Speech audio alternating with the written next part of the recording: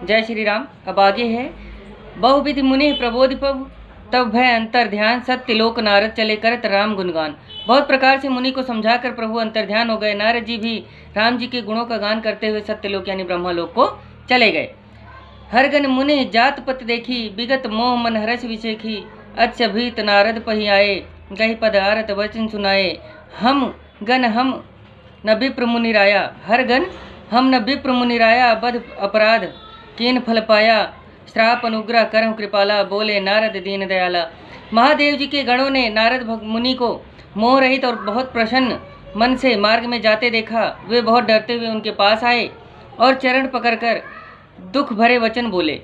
उनके चरणों को पकड़ करके वो यह बोले कि हे प्रभु, हम शिव जी के गण हैं, ब्राह्मण नहीं हैं, हमने बड़ा अपराध किया है, उसका फल पाया। हे कृपालु, आप अपना श्राप दूर करने का कृपा कीजिए। यह सुनकर दीन दयालु नारद भगवान बोले, क्योंकि उन्होंने उनकी हंसी उड़ाई थी कि नीक दिन हर सुंदरताई निज मूर्ख मुकुर बिलोकहु जाई। उन्होंने उनसे हंसी करी थी कि आपको भगवान ने बहुत अच्छा स्वरूप दिया है, जबकि भगवान विष्णु ने उनका रूप जो है वो कुरूप बनाया था। तो इस वजह से उनको श्राप दिया नारद मुनि ने और कहा कि तुम निश्चर होकर जाकर के निश्चर हो गए अगले जन्म में। तो इसीलिए ये दोनों आए हैं। हरि के हर गण जो हैं, जो शिव जी के गण हैं, वो आए हैं नारद भगवान के पास उनसे क्षमा मांगने। निश्चर जाय हो तुम दो वैभव विपुल तेज बल हो भुज बल विश्व जितब तुम जहिया धरि हैं विष्णु मनुज तनु तहिया। तुम दोनों जाकर राक्षस हो जाओ, तुम्हारा ऐश्वर्य तेज बल बहुत होगा। अपनी भुजाओं के बल से जब तुम संसार को जीतोगे तब श्री हरि भगवान मनुष्य का रूप धारण करेंगे। समर मरन हरि हाथ तुम्हारा हुई है मुकुट नपनि संसारा चले जुगल मुनि पद सिर नाई भय निशाचर काल ही पाई। युद्ध में श्री हरि के हाथ तुम्हारी मृत्यु होगी, तब मुक्त हो जाओगे, फिर संसार में जन्म न लोगे। वे दोनों मुनि के चरणों में सिर नवाकर चले गए और समय पाकर राक्षस हुए।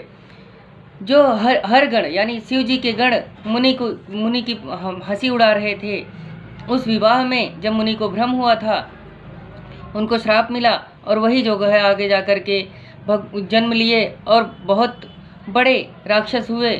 उनकी भुजाओं का बल इतना था कि उन्होंने संसार को जीता था। तब भगवान ने मनुष्य शरीर धारण करके उनकी मुक्ति की थी। एक कल्प एहि हेतु प्रभु लीन मनुज अवतार सुर रंजन सज्जन सुखद हरिभंजन भुविवार। देवताओं को आनंद देने वाले, सत्पुरुषों को सुख देने वाले और भूमि का भार उतारने वाले प्रभु ने एक कल्प में इस कारण अवतार लिया था।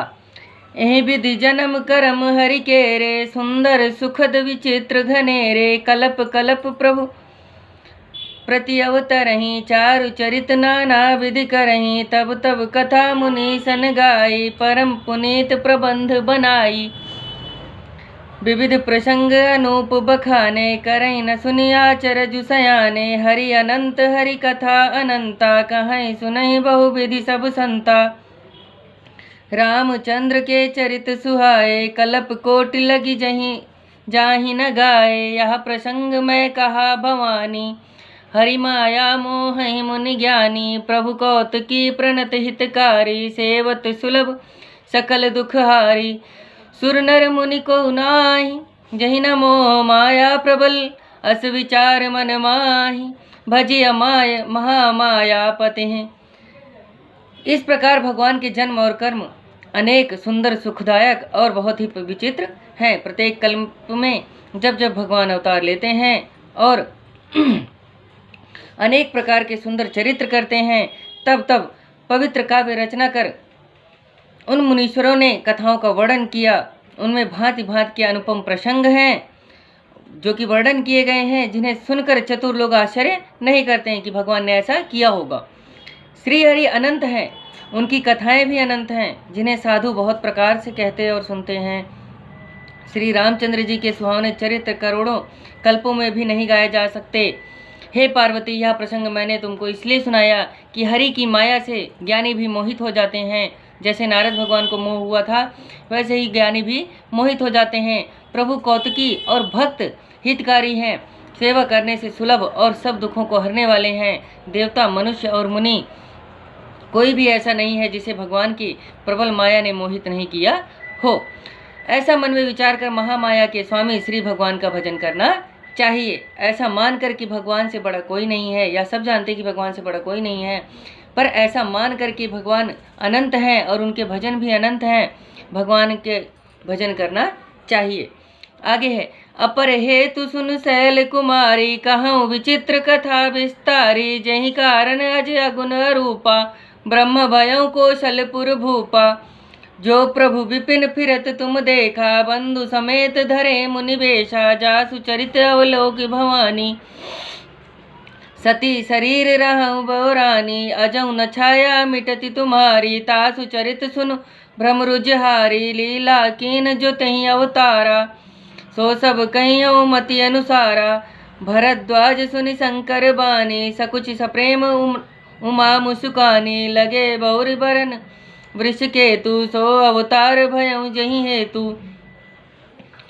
हे पार्वती, दूसरा कारण सुनो। मैं वह अद्भुत कथा विस्तार से कहता हूँ जिस कारण जन्मा निर्गुण रूप रहित ब्रह्मा अवध नरेश हुए।